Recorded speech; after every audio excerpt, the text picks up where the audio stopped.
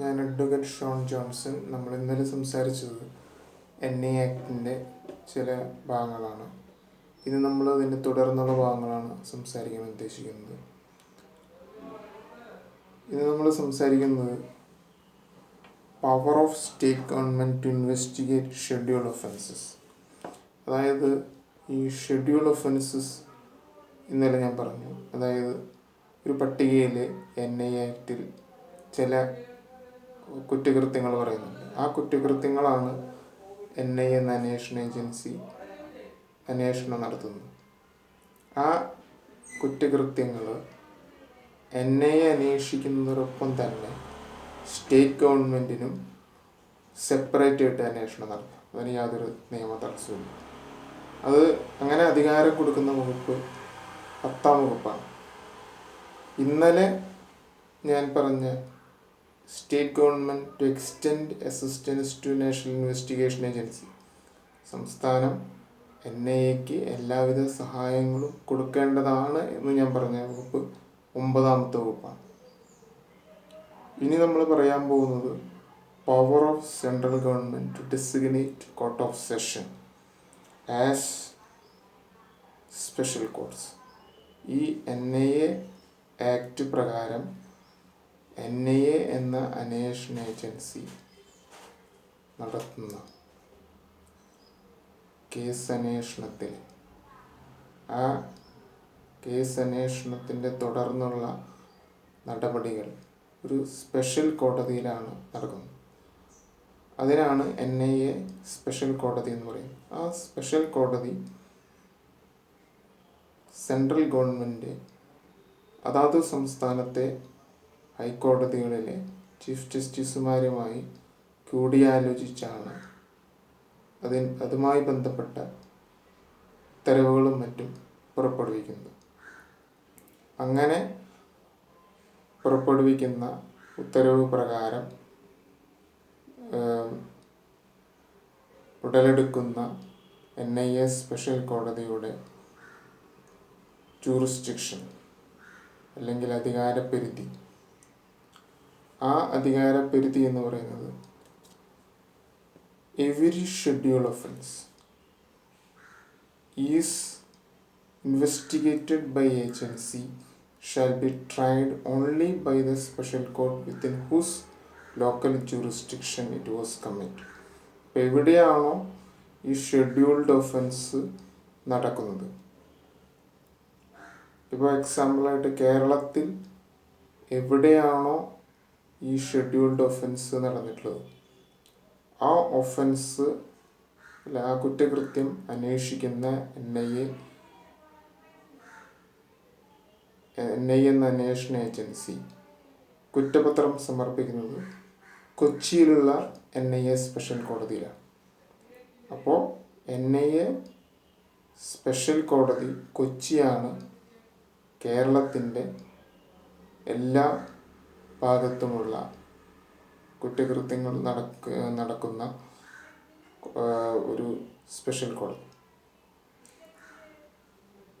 ഈ ഇങ്ങനെ സ്പെഷ്യലായിട്ടുള്ള അല്ലെങ്കിൽ NIA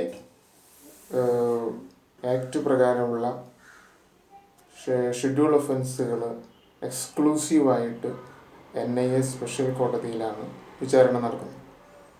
അങ്ങനെ വിചാരണ നടക്കുന്ന സമയത്ത് ഈ വിചാരണ ഭംഗം വരുത്തുന്ന രീതിയിൽ എന്തെങ്കിലും ഒരു സംഭവം നടക്കുകയോ, it is not possible to have fair, impartial or speedy trial, അതായത് വിചാരണ വേഗത്തിൽ നടക്കാൻ പറ്റാതെയോ, breach of peace or grave risk to security of the accused, പ്രതികൾക്കോ സാക്ഷികൾക്കോ ഏതെങ്കിലും രീതിയിൽ ബുദ്ധിമുട്ട്, വിചാരണ തുടർന്ന് നടക്കാൻ പറ്റാത്തൊരു സിറ്റുവേഷൻ വരികയാണെങ്കിൽ supreme court may transfer that case to some other state and try the schedule offences and other offences connected with schedule offences to NIA court.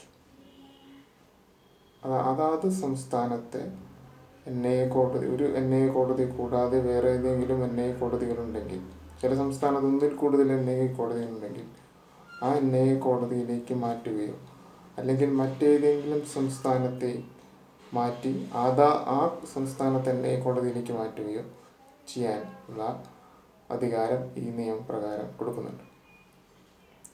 അങ്ങനെ 13ാം വകുപ്പാണ് അപ്രകാരം ഒരു അധികാരം സുപ്രീം കോടതിക്ക് കൊടുക്കുന്നത്.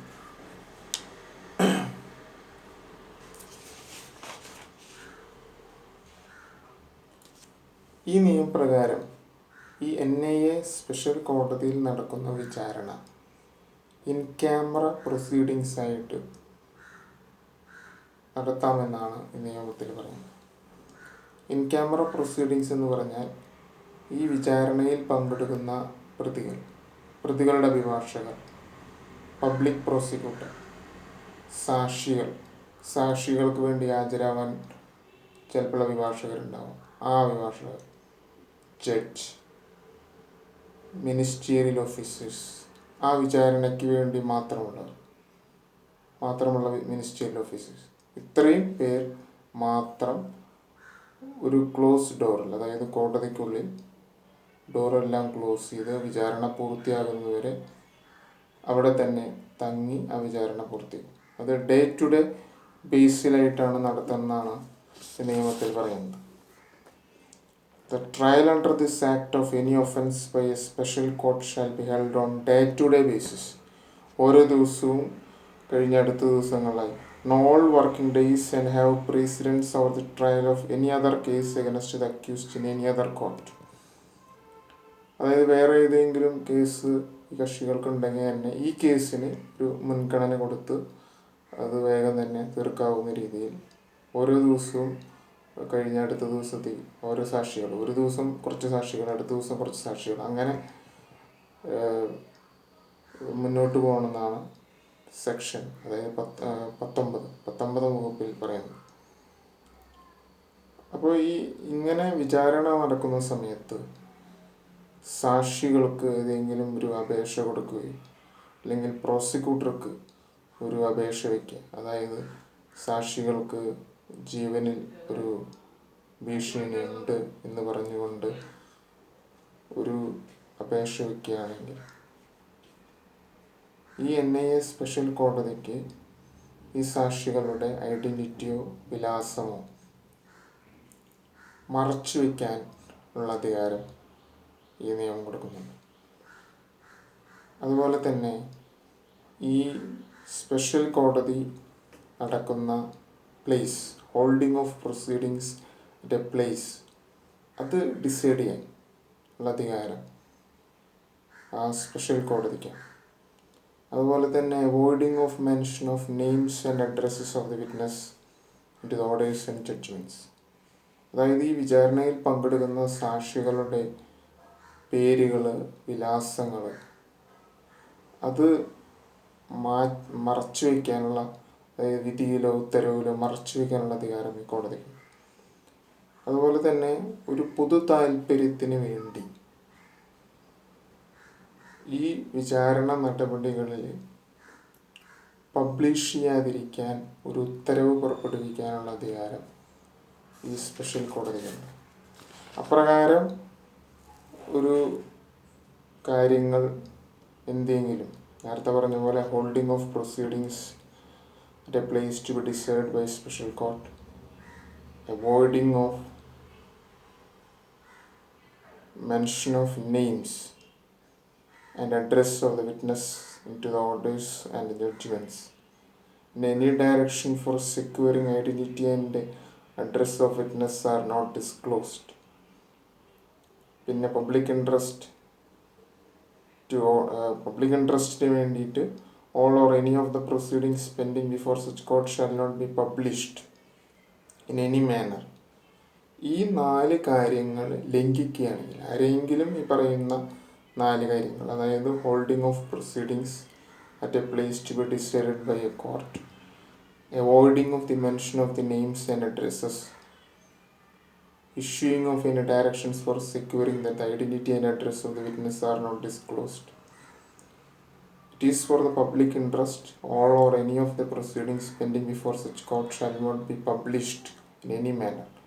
ഈ 4 കാര്യങ്ങളിൽ ഏതെങ്കിലും ലംഘിക്കുകയാണെങ്കിൽ any person who contravenes any decision or direction issued under these directions, അങ്ങനെയാണെങ്കിൽ അവർക്ക് 3 വർഷം വരെ തടവിട്ടാവുന്നതും 1000 രൂപ വരെ ഫൈൻ ചുമത്താവുന്നതും. അങ്ങനെയുള്ളൊരു വകുപ്പ് ഈ നിയമത്തിൽ എഴുതി ചേർത്തിട്ടുണ്ട്. 17 സബ്ക്ലോസ് 4, 17-ാം വകുപ്പിലെ 4-ാം ഉപവകുപ്പിലാണ് അങ്ങനെയുള്ളൊരു കാര്യം എഴുതി ചേർത്തിട്ടുള്ളത്. ഇത്രയും കാര്യങ്ങളാണ് നമ്മൾ ഇന്ന് സംസാരിച്ചത്. ബാക്കിയുള്ള കാര്യങ്ങൾ നമുക്ക് നാളെ സംസാരിക്കാം.